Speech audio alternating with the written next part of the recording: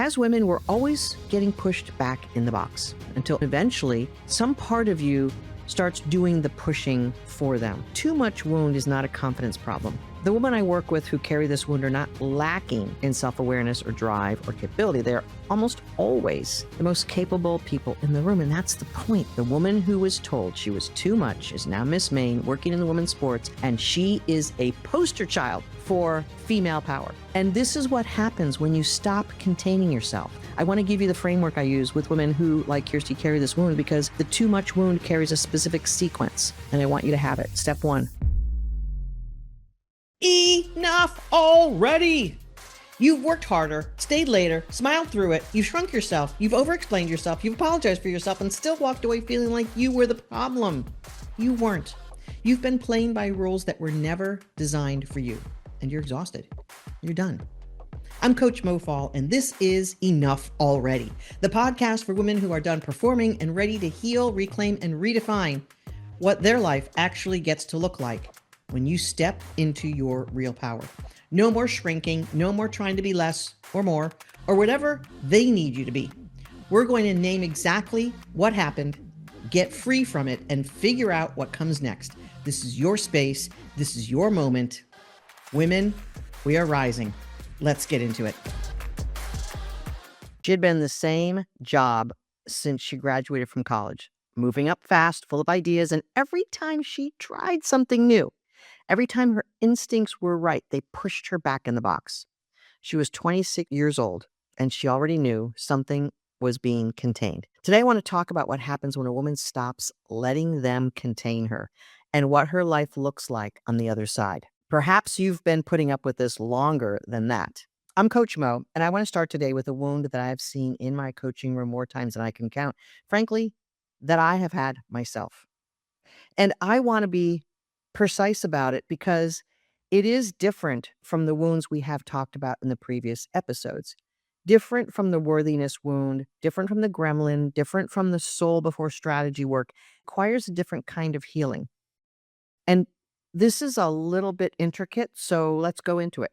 This wound of this woman who was told she was too much, too loud, too ambitious, too direct, too intense, matter of fact, too eager and too fast and too successful. She was outperforming people who had been at the company for 30 plus years. She was too big for the room that she was standing in.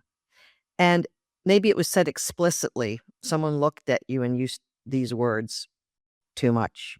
And you felt them land in your body like a verdict. Nobody said the words, but the environment just never confirmed that your whole self was welcome. You would try something, your instincts would be right, you'd find success, and then you would get pushed back in the box. There was a time in my career that I achieved 140% of target, and I was sure that the higher-ups were going to call me and ask me for my secret sauce or promote me so that I could have the same trickle-down effect and leadership for the other departments. No, I started getting picked apart as if my results weren't true. I mean, the data was there.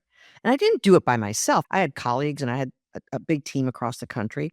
But here's the thing. As women, we're always getting pushed back in the box. And maybe there's some women who aren't receiving this.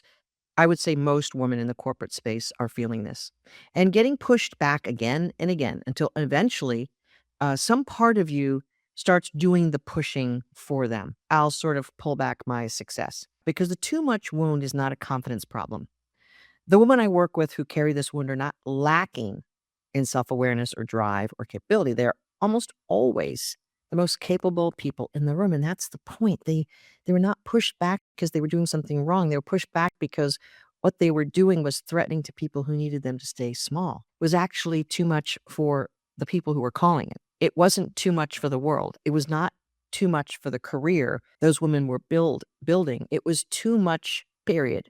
End of story. It was just more than that particular environment knew what to do with. And before I jump ahead to some other parts of the symptomatology, if this is you, if I'm talking to you, I want to also bring your attention to the fact that you are likely underemployed, meaning you're likely too far down the org chart. Promotion or an advancement is likely what you need to do. And perhaps you've convinced yourself that that would just have more burden and you wouldn't have the work-life balance that do you have it anyway right now? Most women make themselves wrong about wanting a promotion or wrong about wanting that advancement, and they stay in these smaller boxes, and then they get frustrated. I've had organizations who have said to people, women I've coached, "We pay you to execute our opinion." And if that's resonating, when a woman finally understands that distinction, when she stops trying to manage her too much and starts reclaiming it as the asset it always was. So, Kirsty is who I have on my mind. She is a very energetic, very talented woman. And I want to tell you her story because she had been following my work since college. And that detail matters to me because it tells you something important about who she was even then. A young woman in her early 20s who already sensed on some level that the ceiling she kept bumping into was not a reflection of her capability. She was looking for a different conversation before most women even know to look. It's a bit unusual that someone so young has that insight. And she had been in the same job since she graduated, moving up quickly. Again, she was overperforming and outdoing everyone. And she was sort of like, oh, I probably should peel it back a little bit so I don't piss everyone off. But the organization kept saying, oh, you're valuable, but in the way that keeps you contained. And she wanted to believe that she was valuable, and she wanted to believe that the next level was hers at that company, but that wasn't happening. And at 26 years old, she was sort of impatient and saying, well, if they can't do more for me, I want to move somewhere else. She wanted to move from a regional role to a national role because she had clearly outgrown what the company and her geography could offer her. And here's the thing about Kirsty that I want you to hear. She was not someone who lacked ambition or awareness. She knew her worth. She was feisty. She was ready for more. She knew she was ready for bigger things. What she was struggling with was the story her environment had been quietly writing about what's possible for her specifically. Kirsty had a pattern. She would trust her instincts. She would try something new. She would trust herself to move forward and do stuff. She would find success, but then she would get pushed back into the box, back into, you're a woman. You don't do things like that. The supposed to be's. And then she would try again. She'd find success. She'd get pushed back over and over. And her instincts were right every single time her environment told her to contain it. She told me something in our work together that I have not stopped thinking about. She said, I was always told to stop and smell the roses and be appreciative and be mindful. But I think you can do all of that and still know there's something bigger for you. And I'm like, yes, that's the too much wound speaking. The belief that wanting more, being hungry for growth, trusting your instincts, your inside yearning, your soul's desire to grow at the pace that you were built to move at is somehow incompatible with gratitude. On a much more superficial note, I can remember years ago redoing our kitchen, and it was fine. I wanted something modern. I wanted something different. And I remember my parents coming into my house asking why we were demolishing our kitchen and renovating. Because I want something new. Well, wasn't your kitchen fine? It was fine, but I wanted something new and different. It's like having ambition means that you aren't happy with what you have. You can be happy and grateful and want more. They don't have to compete with each other. You can like vanilla and chocolate. They don't have to compete. So please, if you've been told or if you believe that ambition and contentment are opposites, stop that. A woman who wants more can appreciate what she has. And you don't have to believe the narrative that other people give you. The story was never true for Kirsty, and it's not true for you. I want to explain why this wound requires a different entry point than the work we've done in the previous episodes. When a woman comes to me with a general worthiness wound, the belief that she has not yet earned her place. Now, if women have to have evidence for their next move, how is that ever possible? I have received promotions and job advancement when I didn't have the thing 100% already proven because I believed in myself more than a lot of women do. So you don't need 100% of the job description. You don't need to check all the boxes. So the general worthiness wound is that you need more evidence. The entry point is evidence. You build the case that you already have enough experience, expertise, and education to build off of. And this is why in my 10 daily ritual, I want you to do 10 brag. Those brags are not your ego getting all gussied up for some ego driven parade. It's about you recognizing your divine truth of the talents and the skills that you have employed and exercised to get results in the world. And that includes some things that are personal. I've run several marathons. That's a huge accomplishment. And now I know what it takes to run a marathon. So if someone else says that they ran a marathon, I know what they've been through. I know the training and the discipline. I know their character. Do your brag audit. We need to document what we have accomplished, who we've been, and get the record straight, not just externally, but internally, so that we can match that. So when a woman comes to me with the too much wound, leading with evidence backfires. And here's why: the nervous system has been trained through years of being pushed back, contained, and redirected to associate your full expression with being punished, with being told you're wrong, not with reward, with punishment. So you've learned at a very deep level um, to perform competence while hiding. How do we do that? We women are amazing because we can do the almost impossible, perform at a high level and hide your power.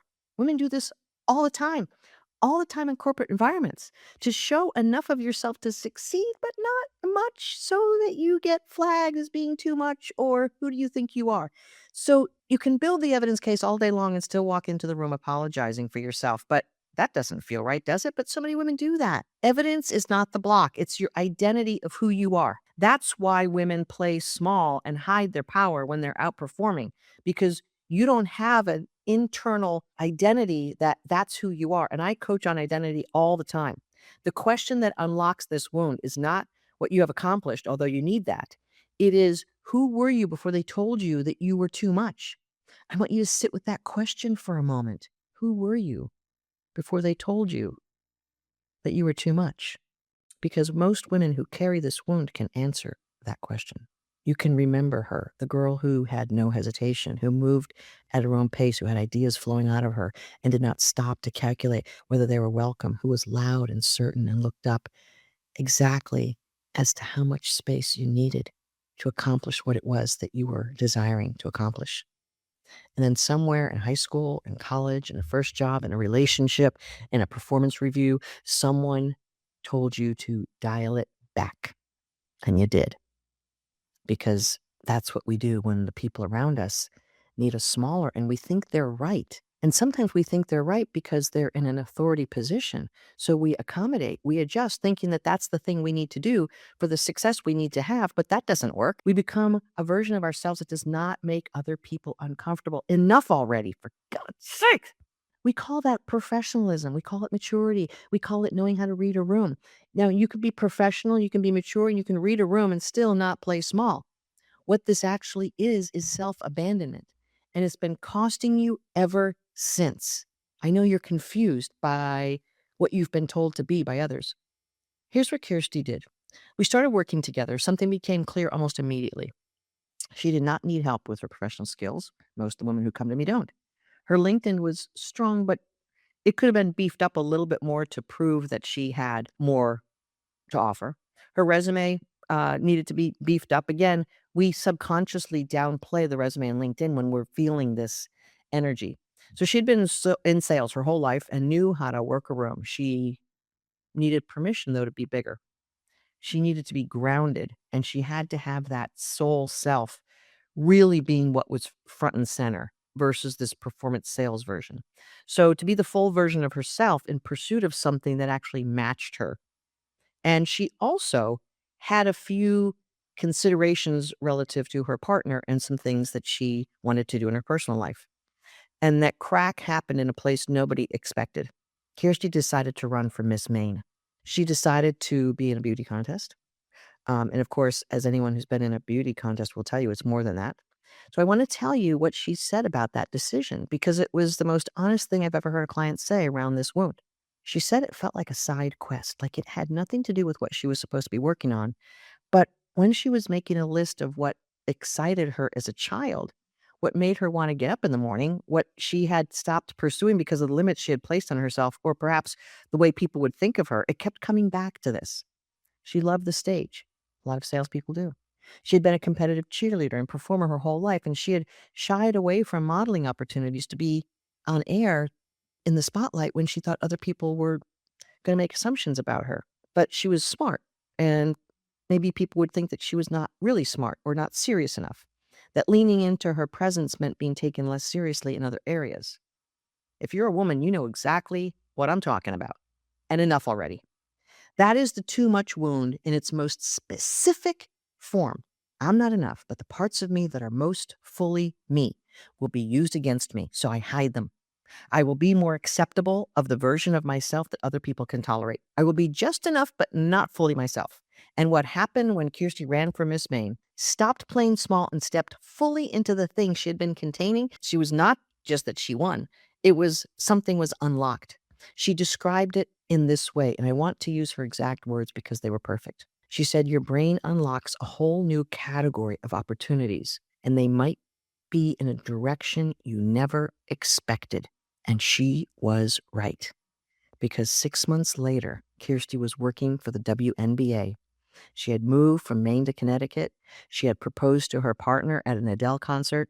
And today, as of this recording, Kirsty is happily married and expecting her first child very soon. The woman who was told she was too much is now Miss Maine, working in the women's sports, building a life that is entirely unapologetically hers. And she is a poster child for female power. And this is what happens when you stop containing yourself. And I am so happy for Kirsty because she has so much life ahead of her to be a strong, powerful, unapologetic woman. Not that she's going to run over people or criticize. She's going to be fully her. I want to give you the framework I use with women who, like Kirsty, carry this wound, because the too much wound carries a specific sequence. And I want you to have it. Step 1, go back and find her. I want you to think about who you were before you started dialing yourself back. Not as an adult, before that, as a girl, as a young woman, before the adjustment started. Most of this happens as we become more mature in puberty and start defining ourselves as a woman versus a girl. How did that version of you love without apology? How did she move through the world? What did she want that she stopped letting herself want because someone told her it was too much, not realistic, or not what a woman should be like? Write that down, because that woman, that girl, who has become a woman, the original unedited version, she's not gone. She's been managed and manipulated, and she's been contained, but I know she's in there. This is the first level of work that I do as a coach, and this is the soul power. This version of you is an asset, not a problem that needs to be fixed. This is the power that has been suppressed. Kirsty found her by studying the scrapbook pages from when she was 5 and 6 years old. She saw the girl who had always been full of presence, full of drive, completely unafraid, and she watched where the behavior started changing in high school and college to fit expectations, to check the boxes other people needed checked. You have your own version of that timeline, and it's worth finding. Step 2, audit what you've been containing. Make a list of the things about yourself that you've learned to dial back in the professional settings, maybe even in the personal setting. Perhaps you've been dialed back in your relationships.